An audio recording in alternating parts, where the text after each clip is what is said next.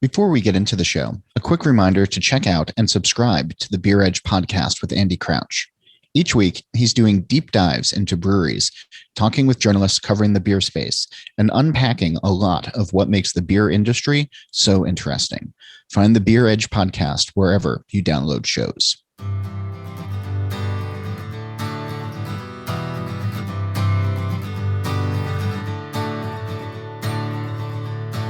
Welcome to Drink Beer, Think Beer, the podcast that gets to the bottom of every pint. I'm John Hall. The Barrel and Flow Festival is coming up next week, and Dave Bracey is my guest this week. He's talking about creating a beer event during a pandemic, providing a welcoming space, and the evolution of diversity in the craft beer industry, one brewery visit at a time.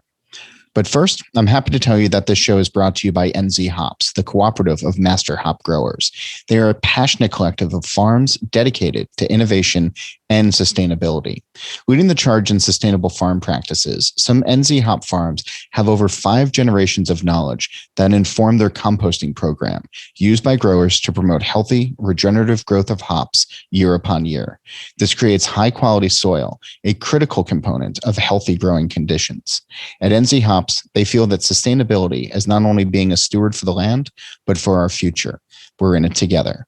Join the conversation at nzhops.co.nz or on LinkedIn, Instagram, or Twitter. And the show is also brought to you by Dragon's Milk.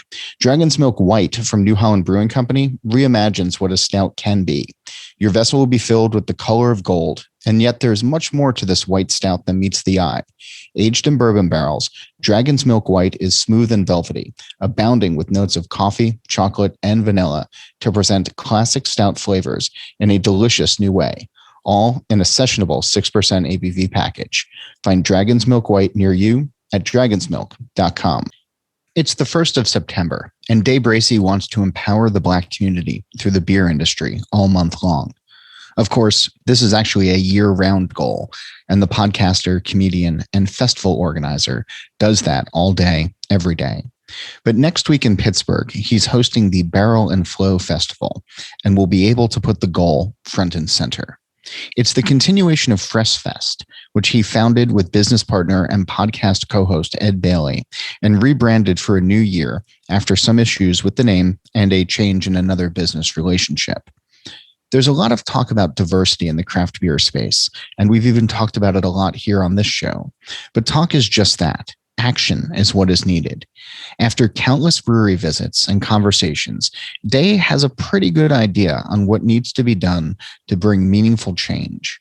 He'll share his thoughts, and we'll also talk about how the festival is coming together and how they want to create a welcoming space, something that other festivals don't always offer. There's a lot of ground to cover, so let's get right into the conversation. When you're thinking about your introduction to craft beer and drinking craft beer and the experiences around it, how quickly did you notice the diversity problem that craft beer in general has? So being Black in America, you realize that most places have a diversity issue, a reality issue. I like the term. I was reading somewhere that, diversity is trying to fit into a preconceived notion that, most places are white male and that, if we add a dot here or there, then we've solved it with diversity. Whereas what we're trying to do is make, our workspaces and the other environments more like reality. White men make up a certain group, a certain percentage, and then there are women and children and Black people and Asian folks and, folks all over.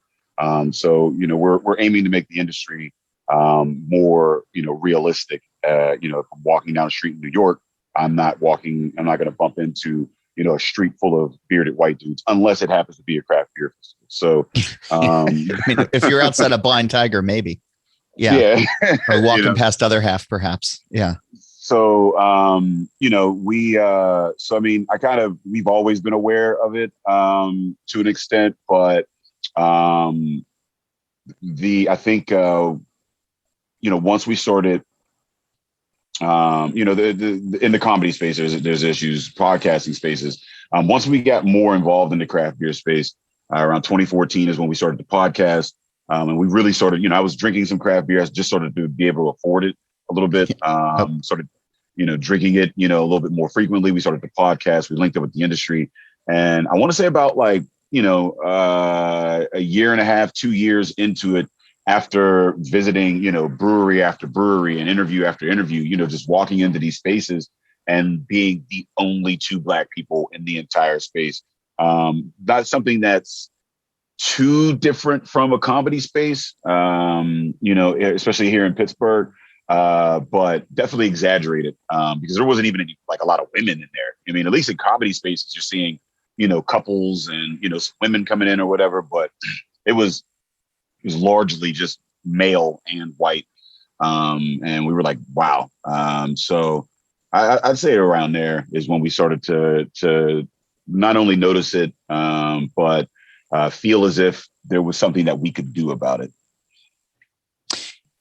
What were those early conversations that the two of you had of what you could do about it? What you could do to start to change the conversation, to start to, actually bring meaningful influence to the industry? Because a lot of brewers, and I think even a lot of patrons, like, talk a good game of inclusion, or at least are interested in not, trying to stand behind closed doors. I mean, maybe they are, but like, the conversations that I've had, at least, and understanding that I'm a middle-aged white guy, I'm going to probably be in different conversations, but people by and large are like, yeah, like, we don't want it to just be us standing around.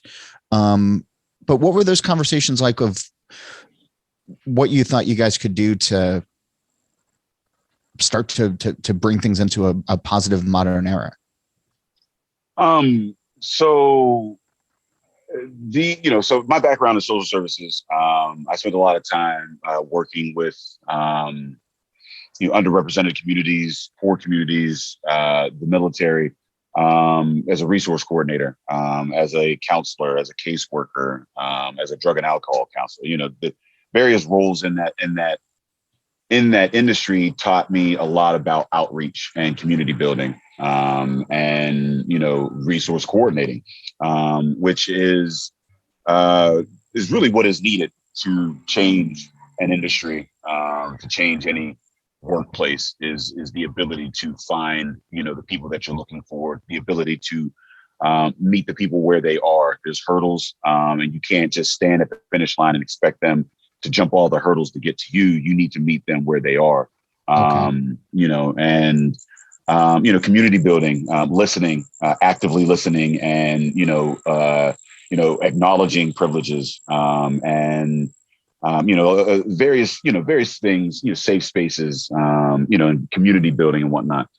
So in those conversations, first it was just like a notice, like, wow, it's pretty white. At first we were just like, all right, well, we'll be guys, like, we weren't, me and Ed, my partner, with Drinking Partners podcast, we weren't like, we're going to be the Black guys, and we're going to go out there and black it up and make sure that everybody knows we're the blackest podcast in Pittsburgh, and then drinking, and like, people are going to come and be like, man, you guys are Black, I'm Black too, let's black it up. Like, that wasn't how it was. We were just like, well, let's go out and meet folks in these areas, because the first thing was, for us, it began as like, okay, well, let's go to these areas where there's not a lot of us, and show them that, like, whatever they saw on TV, whatever they saw in the media probably isn't what it really is. Kind of breaking down stereotypes was the first thing. Can you give a good example of that, of like the stereotypes that you were trying to break? So Chicago, right? Everybody, anytime you meet a white person that doesn't know a bunch of Black folks, and you talk about, like, Black communities, first thing they think about is Chicago, and like all of the numbers that come out of there, and they think like, gang affiliated, rough talking, like angry, Black men, right? The very media driven stereotype of Black folks that's pretty out there.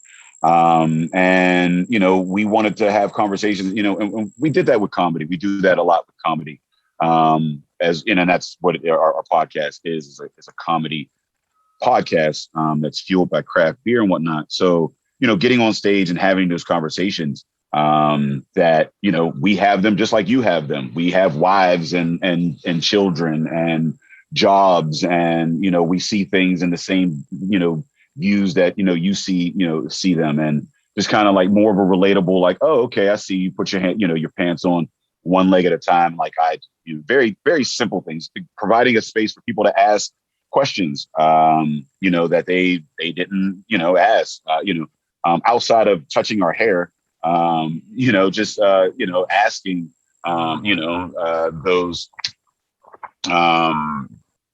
seemingly silly questions. Because I ask that, about white people all the time. Like, do you guys really like mayonnaise as much as I've heard? Like, things like that would seem kind of offensive. Is that a question that's asked? No. So they don't ask us if we like mayonnaise, but I've definitely asked white people if they like mayonnaise as much, because I was a black guy, grew up around, black folks, and then I was exposed to white culture and the Poison and Leonard Skinner and all kinds of things. And I had questions, but I think white people feel more afraid to ask those questions because they don't want to come off as racist, or they're just fearful of black folks for whatever reason, or maybe they just don't know enough black people to even ask. A lot of America is pretty segregated, so yeah, a lot of people, because of redlining, don't even live next to black folks. So I mean, we were just asking questions and kind of being there to be asked questions. And then at some point we realized, okay, well, I don't know. I guess it became more of a, I don't know. We saw a festival, it was like, all right, well, we started meeting more people. We started meeting more black folks. We started meeting more people who were kind of asking us like, hey, what can we do? People were, we're going to these breweries, we're going to these venues, and they're asking us like, what can we do? What more can we do? Hey, how can we help out? How can we help out? We really didn't know, outside of just, having these conversations. We really didn't have any kind of plan in place to help people, move forward. And, the early conversations, was really after meeting some more folks that had more resources. We ended up meeting up with Mike Potter, our former partner, and he had some connections to the greater Black community nationally, Black brewing community nationally. Mm-hmm. So, in connecting with the larger Black brewing community, we were now able to say, okay, well, how do we come together on something, come together in a meaningful way so that it's not just independent, like agents, spread out across America, taking on this load that is being, lonely Black people in a very white dominated, space. How do we build, networking ties and take this task on, together as opposed to alone. And that's really where the fest came in, was like, okay, well, this is a way, a vehicle, not only with the podcast and with comedy and various events. This is a way that we can bring people together, provide that safe space, start those conversations, and see who really wants to put their time, efforts, and money into making a change, a meaningful change. And that's kind of where, those conversations started and kind of progressed. Did you find that it was, or what was the response when you asked people to step up when you were building the festivals out? So we really didn't ask people to step up. We don't ask people to step up. We say, hey, we're doing this, and if you want to get down, then hit us up and let's find out how you can get down. I think, and that's, when we first started, we were like, all right, well, let's bring in about 10 Black owned breweries. Let's connect with some of the, our close friends in the industry locally. We were going to bring in about 10, white owned breweries locally. There's no Black owned breweries, no Black owned brick and mortar breweries in PA. There's less than 100 Black owned breweries in the country, and less than 50 of those are brick and mortar owned out of the 8,500 nationwide craft breweries. So, the collaboration became a huge part in saying, we're reaching out to our local friends here and saying, hey, we're thinking of doing this festival or whatever. We've had these discussions already about, you wanting to do something more. We feel like this would be a meaningful way for you to do something. collaborate with a Black artist or an entrepreneur on a beer and have those conversations with them. Enhance your business through it's cross promotion. Enhance your business through cross promotion and being introduced to a new community while also introducing the Black community to the craft beer industry and the opportunities therein. These mutually beneficial relationships. And finding a common goal for two entities to work on typically works out really well in community building. We reached out to our closest 10 breweries locally. They all jumped on and said, "Hell yeah, let's do it." A way to meaningfully, not just show up and pour some beer at an event and then peace out, but actually put your name on the line, put your product and put your time and effort into it.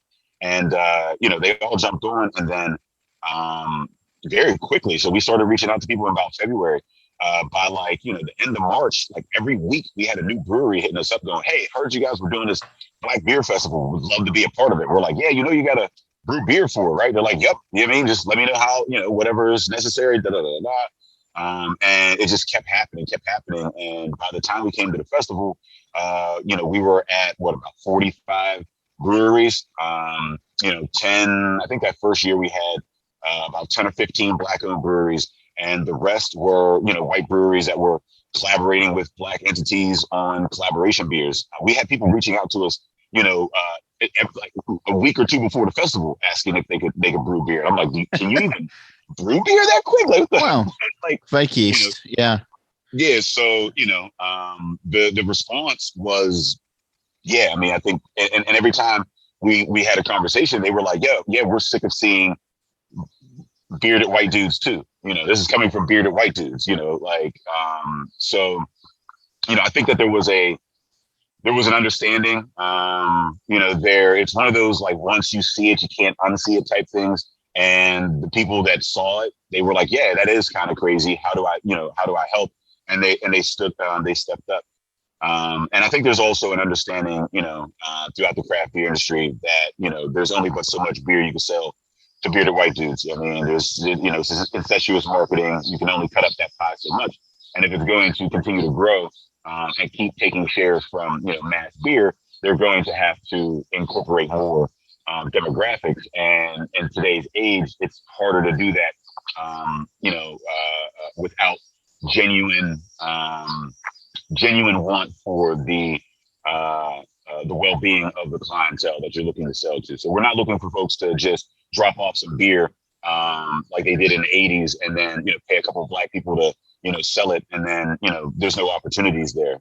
We're looking for the thing that white people love about craft beer is the economic side of it, the fact that it's supporting small businesses, the fact that they know the guy behind the counter, the circular economics that are involved, the fact that they may be able to get a job themselves. I know I became more enthusiastic about craft beer once I started making more money through that industry and whatnot. And, we want that same thing for the Black community. In doing that, I think that people are reaching out because they want these meaningful partnerships and they want to meaningfully build, as opposed to just, slapping a rap label, on their can and hoping that Black people will pick it up. Because that happens quite a bit. Yeah.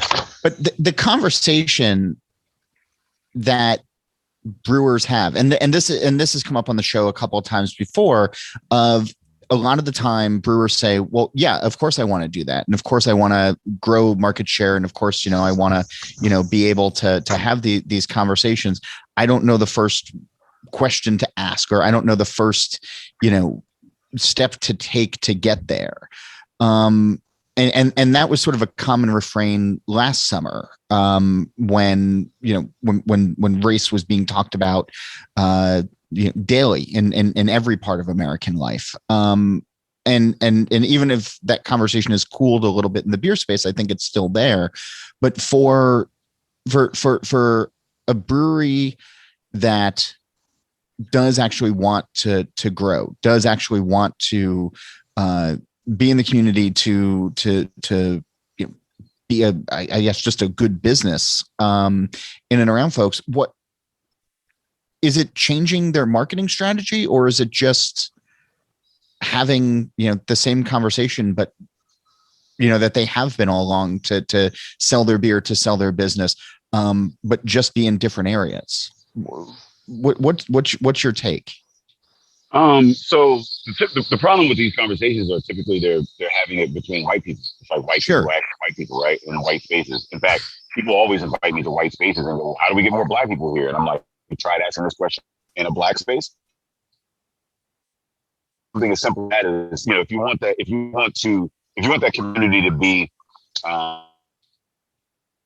if you want that community to be, your employees and whatnot, you have to be in that community. You have to go into the, and you got to get uncomfortable. When you look at the festival and the percentages that we have, it's a pretty mixed bag. And that's the thing that, we do time and again from both sides, from all sides.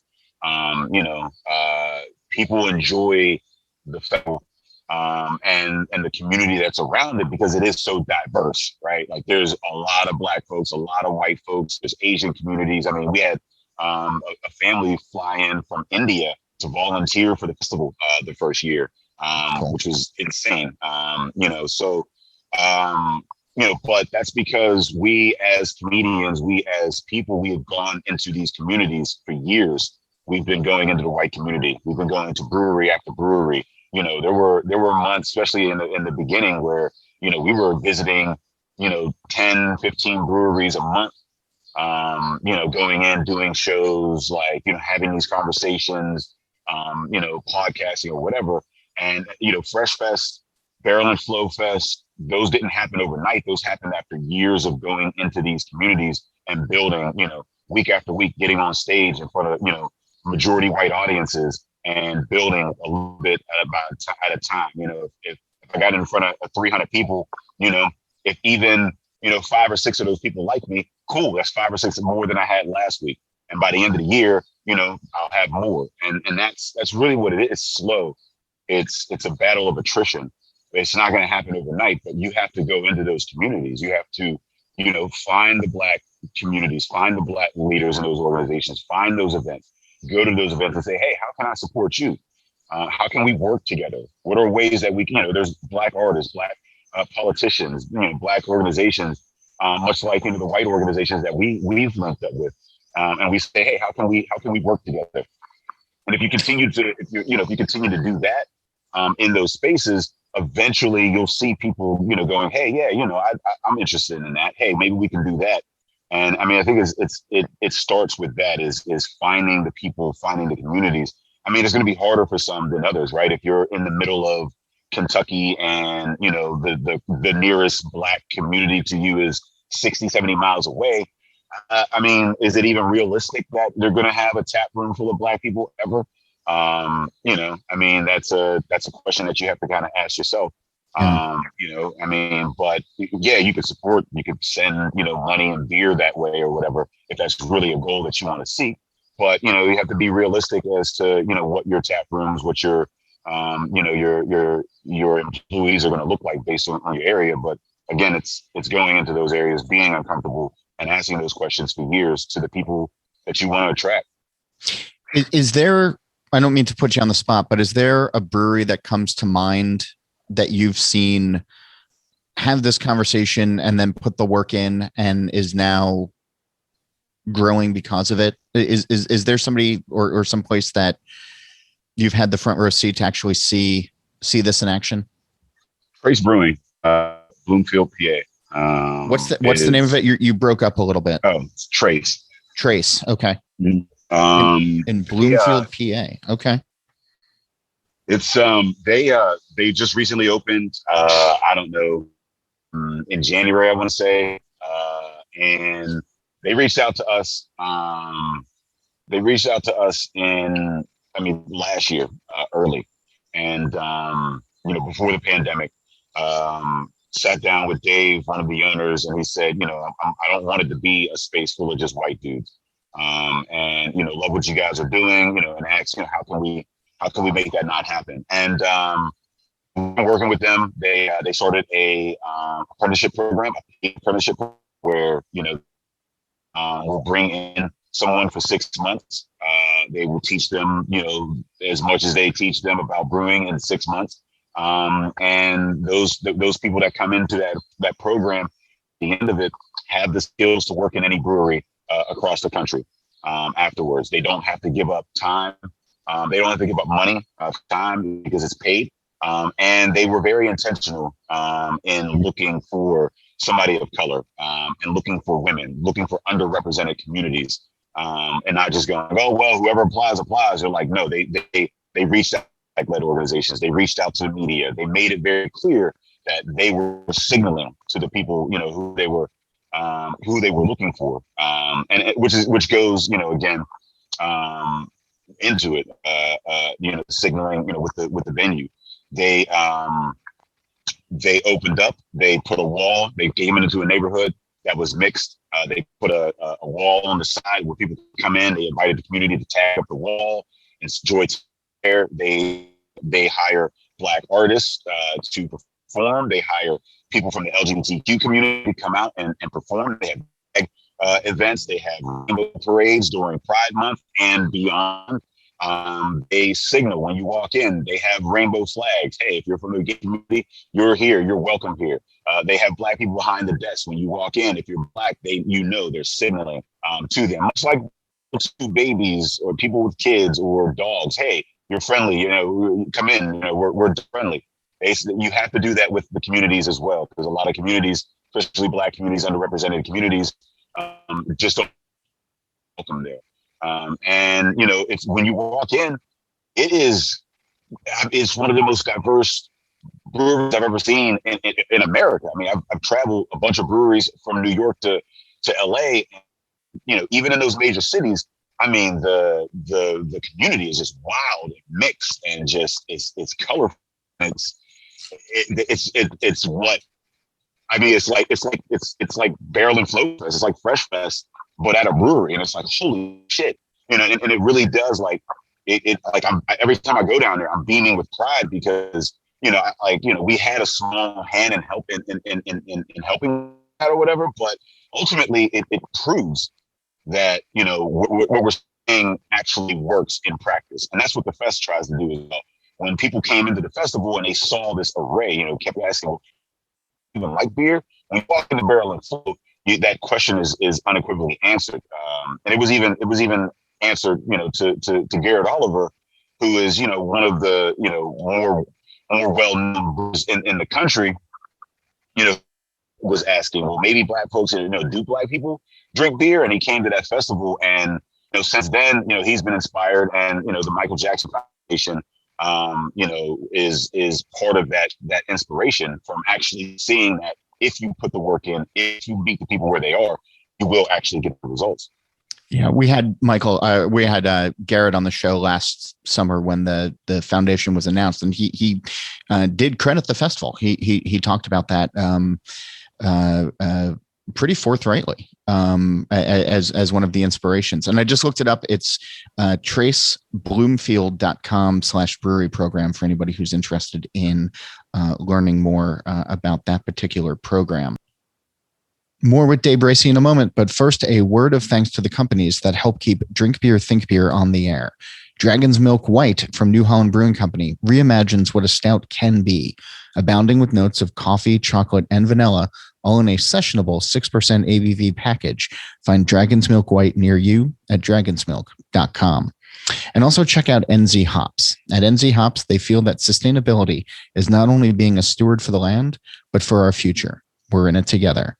Join the conversation at nzhops.co.nz or on LinkedIn, Instagram, or Twitter. And now back to Dave Bracey of the Drinking Partners podcast and the organizer of the Barrel and Flow Festival. So you brought up the festivals, and I want to get into that because that's one of the main reasons you're here, is because you got a festival coming up. You rebranded it this year, Barrel and Flow. It was Fresh Fest. Now it's Barrel and Flow. Anything big behind the name change, or is this just part of a natural evolution? A little bit both. I dissolved my partnership with Mike Potter last year. Fresh Fest was an endeavor that he and I created. So as that partnership evolved, so did Fresh Fest. It was good. I think it did, a lot of great things. But it was time to move forward. Also, we found out that P. Diddy owns Fresh Fest. So we own Fresh Fest Beer Fest, but we don't own Fresh Fest. And that was, I don't have enough money to fight Diddy in court. So we were like, well, let's go ahead and come up with something else. And, we like Barrel and Flow. One, there was also, we found it hard to find sponsorships from folks because we had beer in the name. Also, beer in the name limits it to beer. We want to incorporate more than just that, the wine, the spirits and whatnot in that. And also, we want to focus on the arts more intentionally as well. Any brewery you go into, most spaces you go into, have music, have food. And there's not a business on the planet that doesn't utilize an artist to some degree, even if it's just for your logo. So we want to intentionally, utilize this fest to empower the Black community, specifically through the arts. And, so through the barrel flows the creativity. And that's where we got, Barrel and Flow. I like that. For folks who went to the previous festivals that you were involved in organizing, either in person or online last year, and are planning on going again in a couple of weeks, is it going to feel similar, or is this going to feel like walking into a brand new experience, even with the artistic background that you just mentioned? That's a good question. I don't know. I haven't thrown a festival in 2 years in person. We're in a pandemic. So, the messaging has been different. The backlash. First, I was just dealing with racists. Now I'm dealing with racists and anti-vaxxers. I think that it's going to feel similar to some degree, right? We have largely the same community. Largely the same goals. Music was a huge part of it. Food was a huge part of it. The mix of different demographics was a huge part of it. So I think that you're going to get a lot of those elements this year. Some things that are different is, one, we've got a new venue. It's we've got streets blocked off. It's much larger. So we're looking at 5,000 people as opposed to 3,000 people from the last event. We have 4 music stages as opposed to 2 music stages from the previous in-person event. Just more safety protocols, making sure that people are vaxxed, negative tests, and rapid testing at the actual door. But, I think that outside of, the time and some of the, more prevalent issues that are going on for everyone, in America and globally, I think it should feel, I'm hoping that it feels similar to 2019. Again, in throwing these events, I don't know what the hell anything feels like. It all is a dumpster fire until it's not. So, but given the feedback that people have given us throughout the years, we try to build off of that, and hopefully it feels similar, but also not the same. Not just like, oh, well, we've done this before. Hopefully, it feels as if we've advanced to some degree. I like that. I like the evolution when places are trying to bring something new each year, or just try to different experiences. Before we started recording, you mentioned though about the festival in creating a welcoming space, and it that's been sort of running around in the back of my mind, along with another word that you used when you were talking about being in tap rooms, and you used the word lonely, and the two of those things together sort of strike me as, there's so many festivals, beer festivals that are out there, and some are really good. And some are just sort of, distributor fest bullshits, whatever. But the ones that put some real thought into programming and who's going to be there and the overall experience, I feel like I leave, happier, because of it, and not just because of the alcohol. But in thinking about what you want Barrel and Flow to be, and being a welcoming space and having those conversations where you're actually bringing craft beer into, diverse spaces. There's got to be lessons that other festivals can learn from you. Because again, as a middle-aged white guy, I walk into a festival and it's kind of tailored for me, even though I don't have a beard. But when fellow festival organizers think about how they want to have the conversation, how they want to, grow and, and actually walk the walk, what are some of the steps that you've done that create the welcoming space that maybe can be replicated? I don't know if they can, but yeah, I mean, we hope they can be replicated. We don't have, a magic ball or anything like that, that we're working with. Like we're humans, much like everybody else. And I mean, ultimately, again, it was years of going into spaces that, being the only person in a space that looked like me. That's years of doing that. I mean, my entire life, the majority of my adult life, once I went to college was where I felt like a minority for the first time ever. And I've never stopped feeling like I'm a minority, in this country since.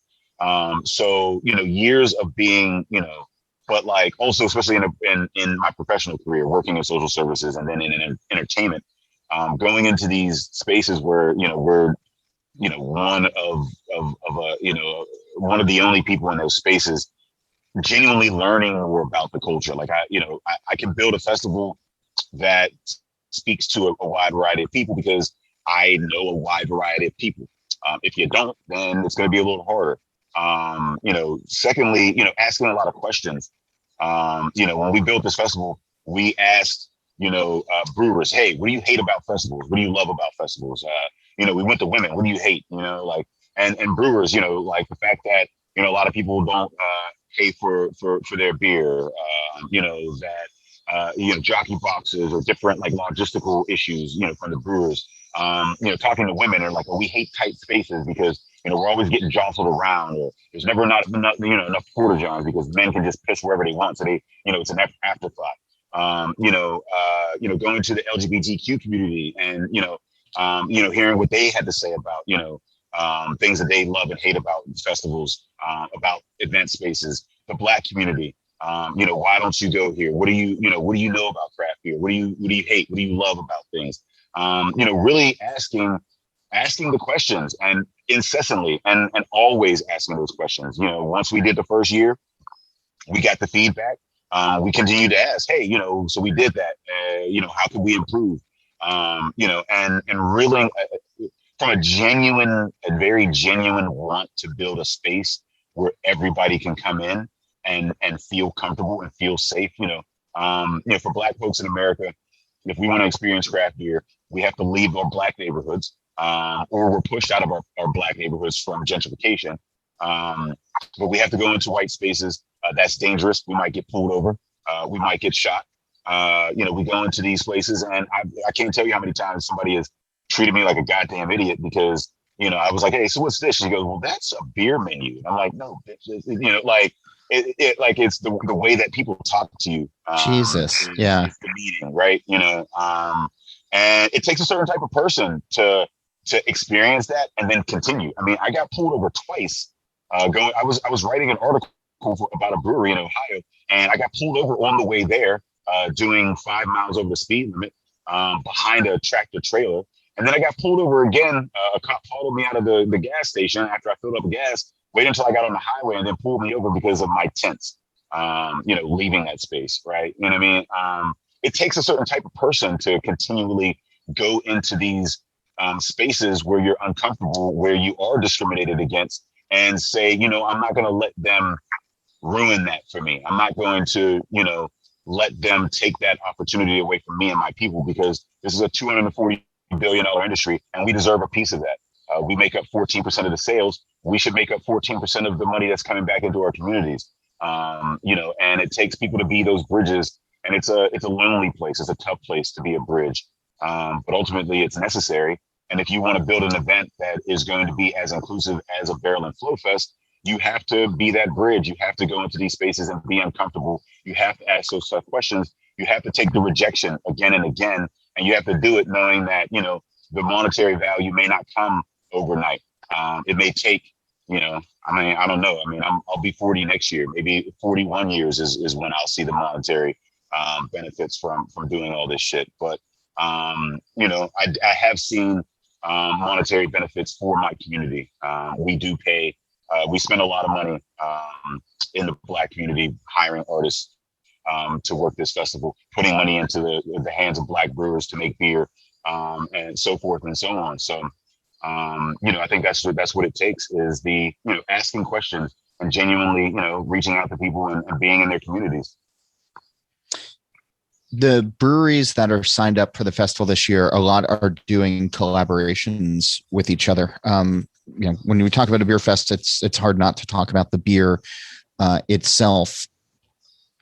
The collaborations that are being done, did you have conversations with them? Is this all up to the breweries? Was there something that you wanted these brewers to try to accomplish when they were creating stuff specifically for your festival? So it's twofold. First and foremost, the collaborations are, we want to pair people up, or people to pair up with people who, one, are Black, like not BIPOC, Black. I don't know the Asian struggle. I don't know the Latina struggle. And the Black struggle in America is unique to Black folks. The history of slavery is very prevalent in our communities, and is the root for a lot of the systemic oppression that we see that doesn't allow us to progress, where, say, some folks from the Latino community or the Asian community can do so. So we want folks to pair up with Black artists, entrepreneurs, politicians, first and foremost. Secondly, like I said, when, we asked them to say, hey, do you have any folks that you want to work with yourself? If not, then, we have people that, we are working with ourselves, that we try to pair people up on in a way that is going to be mutually beneficial and aligned. So, one of our most successful collaborations, we paired up a local artist, Byron Nash. He's a guitarist, and we hooked him up with Helltown Brewing. Their whole aesthetic is very rocker, and they seemed like really good guys. They paired up.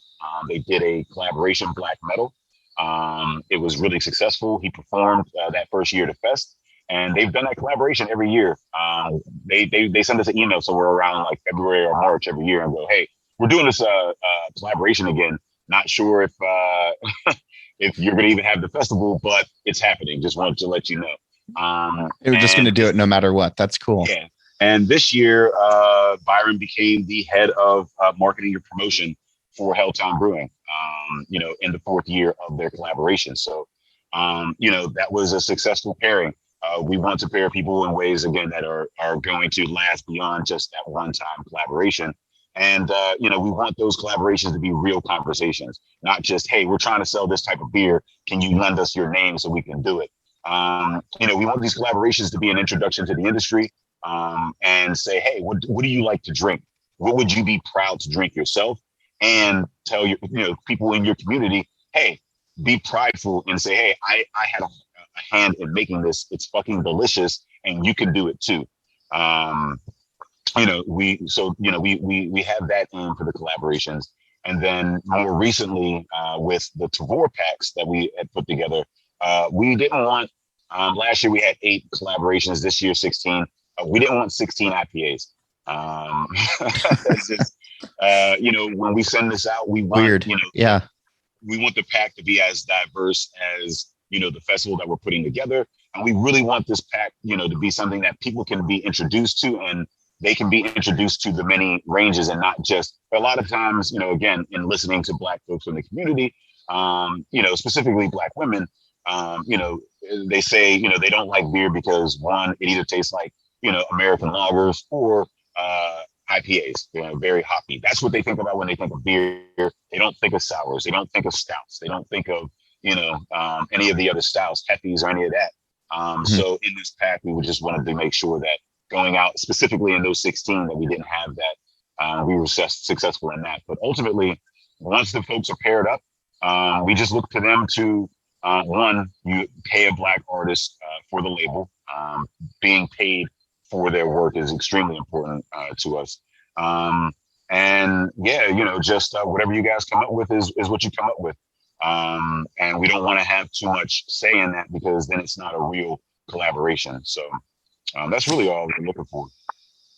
You've brought up money a bunch of times, and I love it because it's a conversation that doesn't happen enough, but making sure that people are getting paid for their work, making sure that people are getting paid for their time, making sure that people are, if you're in and around this space, for a long time, the conversation was, oh, you do it for passion, you don't do it for money. And when I look at the really successful ones, it was, passionate people who knew how to run a business and, now have a couple of bucks in their pocket, which is pretty nice.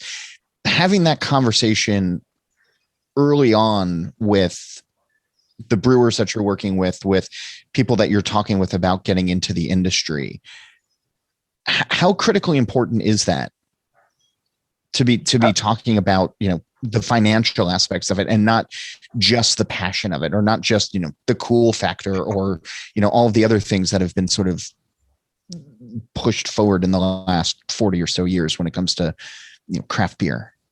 Yeah, I mean, that whole passion bullshit is something that people say to sell more beer, right? That's. I mean, I'm a journalist, so I make no money, but that's the life I've chosen. So yeah. Yeah, and the passion, yes. I mean, I'm a comedian, I'm a passionate artist as well, but ultimately, there's only but so much time that I can devote in my lifetime, and the older I get, the less I have to devote to passion. Ultimately, I need to make money off of it. Even if I'm breaking even, I can't lose money on this. I mean, it's a very important aspect of it, first and foremost. It's a tough conversation to have with the family, lost money again. Yeah. Yeah. Right. I mean, talking to these brewers, they got into it because they were passionate, but then it became a business. And business, again, is money. And then, you look at craft beer. Craft is a money word. It's a political word. The Brewers Association doesn't hire a bunch of lobbyists, for passion. They don't. I mean, there's not this fiery argument, over about Sam Adams and Yingling because of their passion. I mean, a lot of Sierra Nevada, Stone Brewing doesn't feverishly defend their copyright and trademarks because of passion, right? It's a business. The Brewers Association is an association of businesses. And that is what has allowed craft beer to become what it is because of the economics of it. White people love craft beer because of the economics of it. Yeah, they love the flavors, just like I love. That's how I got into beer, right? I love craft beer because it has all of these different flavors. I was like, oh, it can taste like coffee and it can taste like this. Yeah, that's cool. But I didn't start spending the vast majority of my time in this industry or any industry until it became, more of a economically viable option. And that passion shit is cool in your basement, but once you open up a brick and mortar, you got to figure out how to, keep the lights on.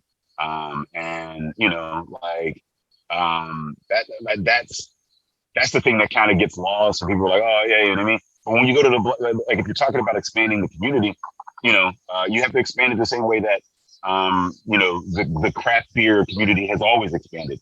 It's by bringing more people into it from an economic standpoint, and seeing that. I love the fact that I can spend money at this brewery, and I know that it's coming back to my community. As soon as Anheuser-Busch comes in and buys that company, it's no longer craft. Why? Because the economics have changed.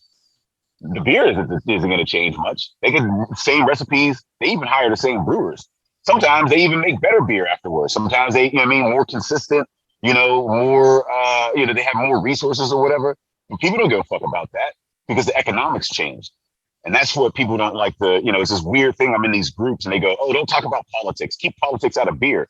The fuck you mean? Craft is a political term. Yeah. So, in talking about this, you can't talk about craft beer without talking about craft, which is a politically economic term.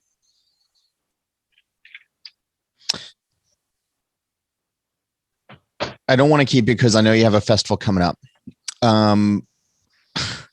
Last year was its own headaches with digital and doing everything online. I imagine when you set the date for this year, things were looking good. You're saying, okay, vaccines are rolling out, the numbers are going down. People, I think, were optimistic about late summer and throughout the fall. And now, as you mentioned before, you're going to, not only have to fight the racists out the door, but also the anti-vaxxers. What are some of the unforeseen challenges that unforeseen up until they happen to you of planning a festival in a pandemic? Staffing.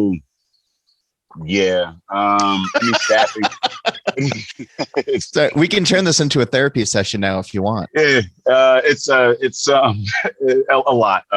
So shipping is crazy. There's the ability for people to travel has been affected. Staffing issues. People's willingness to lend their brand and sponsorship to a festival because of the uncertainty of the pandemic. People unexpectedly dropping out because of, economic or health issues. We had a brewer end up in the ICU from COVID and was unable to continue, to be a part of the festival.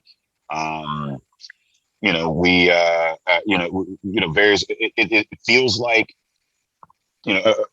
so getting people on the same page is extremely harder when, you're not in person as much. So those conversations have to be, online, over Zoom, over a phone call. You have to make time to sit down and go over things that, in previous years, you would just, bump into them at an event, have a conversation for 10 minutes, and 10 minutes in person is 3 weeks to a month of emails and phone calls, right? So the slowness of that, the fact that everybody's experiencing time in a different place. There's not really a shared understanding of like Monday through Friday for me is a completely different Monday through Friday for you working from home. Right. Because we don't have that, those Friday events or those Monday events that are happening consistently. And just the ability to just kind of, whether real or not, it just feels like people aren't as committed. I mean, they're not, and they don't feel a need to be as committed. Like you can pull out, and we now are in a place where, if you pull out, we'll chalk it up to the pandemic. And so the rules are a little different. You're not as, your commitments aren't as committed as pre-pandemic. So it's been extremely, extremely difficult to build a community internationally, while everybody's experiencing, the pandemic. Like, some spaces, they're some parts of the country are closed. Like, they're not. While we're completely open over here. I went down to Florida, for a few days. And on purpose? Well, yeah, it was, not that but Jay Wakefield and War Cloud were doing a collaboration, and I was like, all right, well, this seems worthy. Yeah, that's probably a good reason to go. Yeah. So I fly down or whatever, and they never closed down. They never experienced the fucking pandemic down there. The rules, it's just fucking Wild West in Florida. Which was to be expected, but the way that businesses experience things and are able to push forward are highly impacted by the geographic place that they are and the politics that surround them. So, while everybody's greatly intentioned,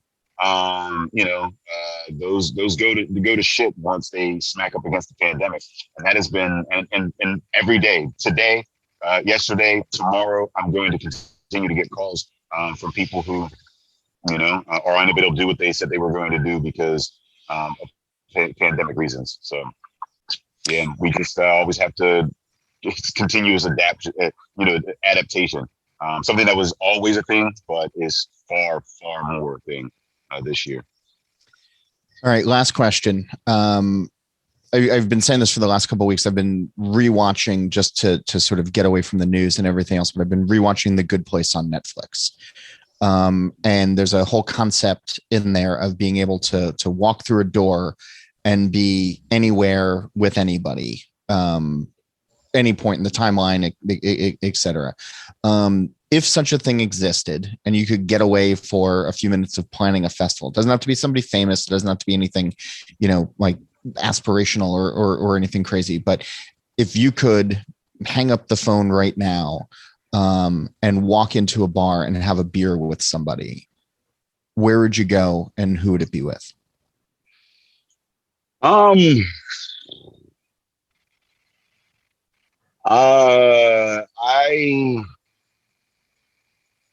think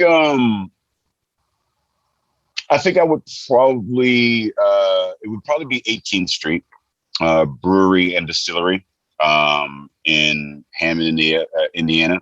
Yeah. And it'd probably be with my dad. Just if we're taking timelines and whatever, I'd probably sit down with my dad and just kind of ask him some questions. He died when I was fairly young, 17, and just having an understanding of kind of where he came from, what life was like through his kind of lens, because so much of who I am is based off his genetics and experiences. And he was a cop in Wilkinsburg, which is a local town around here, and that had to be difficult working in that system. In that area where Wilkinsburg is one of the few Black communities in Pittsburgh, just kind of picking his brain, his insights, and as a way to better understand myself, and improve my own way of thinking over some really good both beer and whiskey, in a Black-owned establishment that because that's ultimately my goal is to empower the Black community, and that sitting down with Drew over there at 18th Street or whatever, very inspirational to see a brick and mortar establishment and have that kind of like a little bit of the past, getting to know the past as well as some inspiration for the future over some good drinks. So that's where I'd be. Well, I know you can only do half of that on this plane of existence, but thanks for that. That was really thoughtful. That's really nice to hear. And thanks for being on the show this week. Thanks for taking the time out of a festival planning schedule to share some insight and share some thoughts. And I really appreciate the insight. I appreciate the time and the platform. It's always a pleasure. You can learn more about the festival and even get tickets at barrelandflow.com. And make sure you check out the Drinking Partners podcast that Day hosts with Ed Bailey, where podcasts are found. And my thanks again to him for coming on to the show. Don't forget about the Beer Edge podcast with Andy Crouch, and to check out beeredge.com for our merch page, for articles, to sign up for the newsletter, and more. And as always, you can reach me directly on email at John Hall, that's JOHNHOLL at beeredge.com, or on Twitter at John_Hall.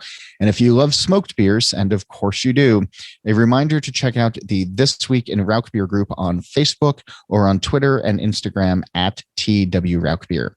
And if you're interested in advertising on this show or on Andy's show, you can please reach out to Liz Melby. She's on email at liz@beeredge.com, and she'll give you all the information that you need.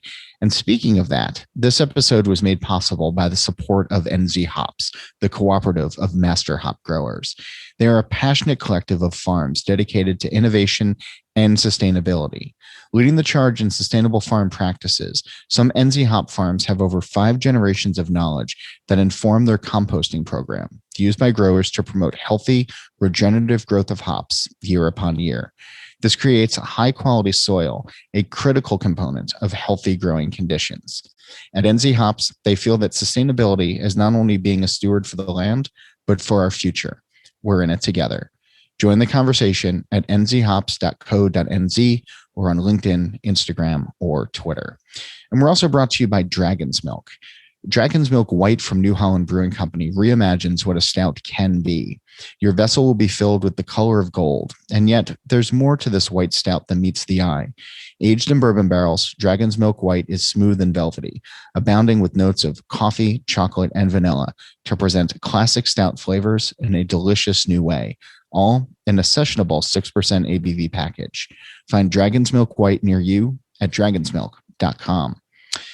Just a few other programming notes. There's, of course, Steal This Beer every Monday and the BYO Nano podcast on the 15th of every month. Check both of those out. For this show, though, Nate Schweber does the music, Jeff Quinn designed the logo, and I'm John Hall. New episodes release every Wednesday, and that's when I'm going to be back again to drink beer and to think beer.